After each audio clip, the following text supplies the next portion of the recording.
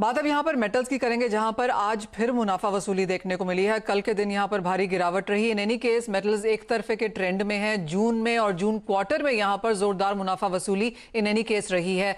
तपन, कैसे देखते हैं आप? ज्यादातर मेटल्स यहाँ पर बेयर टेरिटरी में है और उसके बावजूद भी बिकवाली जारी है।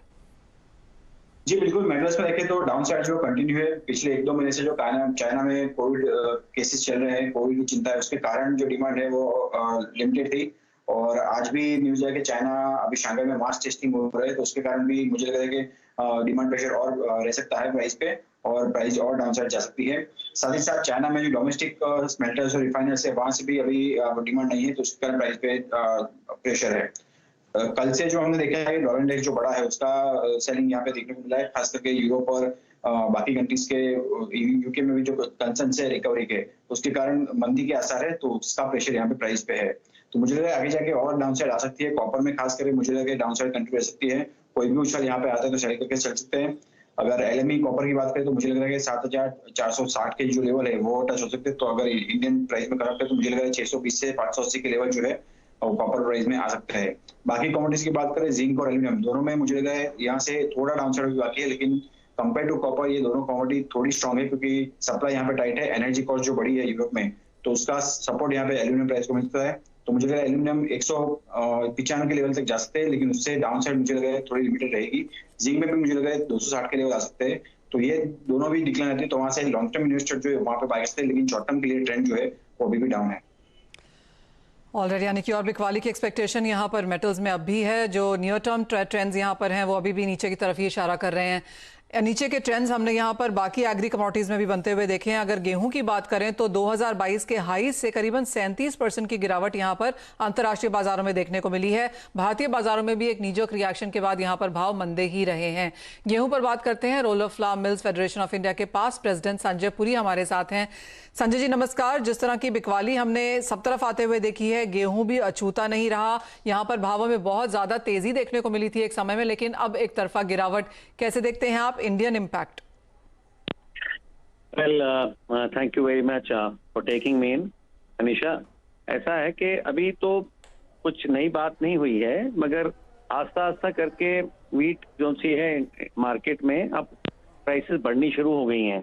यूपी में हमने देखा है कि पिछले हफ्ते में तकरीबन 100 रुपए की तेजी भी आ गई है वीट में। वो काफी सब्सटैंशियल है, और वो उसका कारण एक तो है कि मंडियों में माल आना बंद हो गया और बरसात की वजह से भी कुछ फर्क पड़ा है।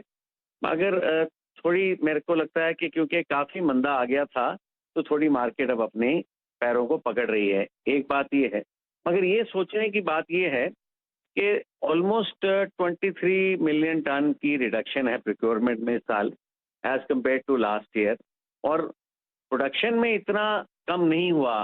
मतलब जो प्रोडक्शन ठीक है, 100 के ऊपर एक्सपेक्ट कर रहे थे, 105, 10 तक भी कर रहे थे, 90 कुछ में अभी कोई कर रहे हैं, मगर अगर 10 मिलियन टन की भी कम हो गई होगी तो एक्सपोर्ट को भी रिस्ट्रिक्ट किया है। तो मार्केट में एक बड़ा सब्सटैंशियल स्टॉक पड़ा है। 23 मिलियन टन रिडक्शन है प्रोक्योरमेंट में लास्ट ईयर से। तो माल तो है मार्केट में, मगर फिर भी क्योंकि इतना बॉटम लग गया था मार्केट का, अब मार्केट पिछले एक हफ्ते से काफी अच्छी तरह से बढ़ रही है। जो मंडियां हैं वहां पे 100 रुपए की तेजी आ चुकी है, खास करके यूपी की मंडियों में। तो ये फिलहाल ये है। बाकी बड़ी खबर तो इस वक्त हम लोगों के लिए, फ्लावर मिल के लिए या ग्रेन मार्केट के लिए, वो जो इनकी नोटिफिकेशन हम वेट कर रहे हैं कि गवर्नमेंट की जो जीएसटी की नोटिफिकेशन आएगी, वो एक बहुत बड़ी खबर है। वी आर वेटिंग कि उसमें किस तरीके से they will play it out. Press note में उन्होंने कहा है कि वो उसको डिस्टिंग्विश करेंगे कंज्यूमर, मतलब रिटेल को और होलसेल को।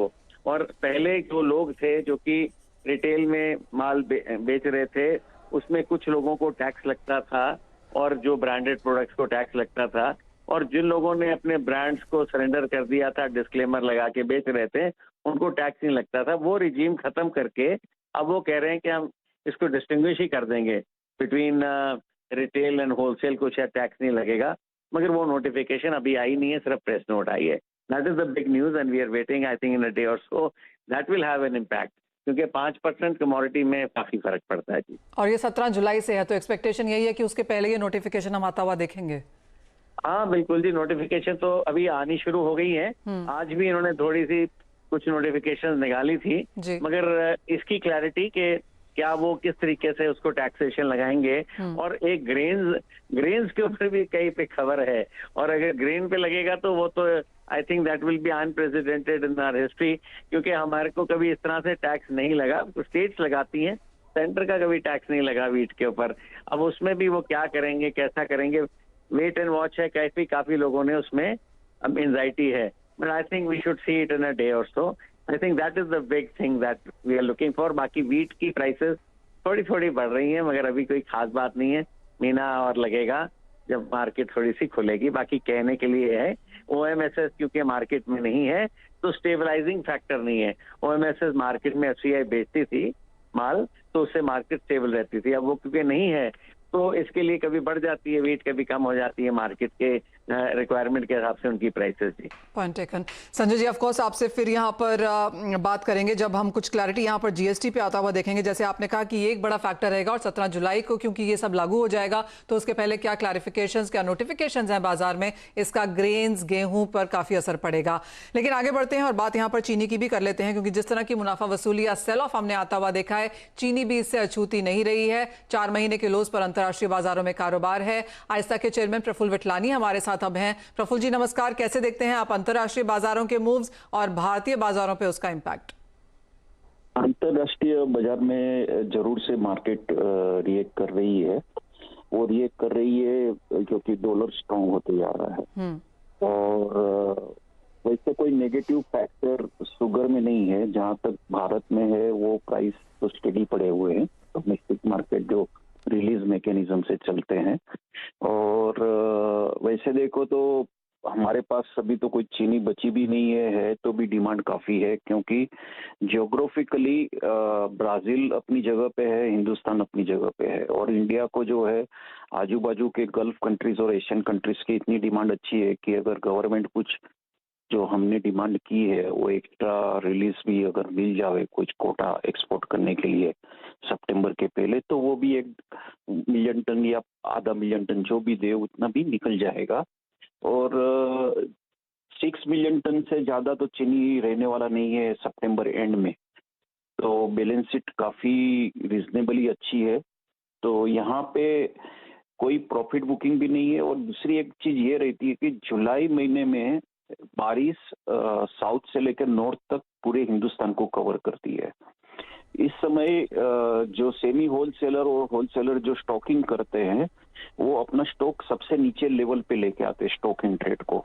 इवन एफएमसीजी भी ये पेरिसेबल कमोडिटी, उसको जो मॉइस्चर या डैमेज नहीं हो जावे उसकी वजह से स्टॉक नीचे लाते हैं। तो सेकंड हाफ के लास्ट वीक में देखिए कि वो जुलाई से मार्केट अच्छी होती है, क्योंकि अगस्त महीने से जो भी है फेस्टिवल चालू होते हैं और अक्टूबर तक रहेंगे। अगस्त सितंबर अक्टूबर हिंदुस्तान में रेट्स अच्छे रहेंगे, ये दिख रहे हैं। और ब्राजील का प्रोडक्शन भी लास्ट ईयर के सेम रेट पार रहने से जो डाउनवर्ड आ रहा है कुछ भी, तो that is just adjusting the dollar price only, nothing else in that. तो शुगर में इतना जो नीचे आया है वो that is because of the dollar strongness. जैसे कि कहा जा रहा है कि ज्यादातर एग्री कमोडिटीज में जिस तरह की बिकवाली है वो शायद अनप्रेसिडेंटेड है, एक्सपेक्टेड नहीं थी और शायद सस्टेनेबल भी नहीं है, और काफी हद तक जो डिमांड सप्लाई फैक्टर्स हैं वो हम यहाँ पर लौटता हुआ देखेंगे। प्रफुल्ल विटलानी जी, बहुत शुक्रिया साथ देने के लिए। तो क्लियरली अंतर्राष्ट्रीय बाजारों में जो गिरावट है वो पेसिमिज्म है, रिसेशन फियर्स हैं, मैक्रो जो यहाँ पर चीजें चल रही हैं उनकी वजह से सेल ऑफ है। डिमांड सप्लाई अगर आप देखें तो हर कमोडिटी की काफी अलग है, और धीरे धीरे कमोडिटी बाजार उस तरफ यहाँ पर मोड़ लेता हुआ नजर आएगा भी।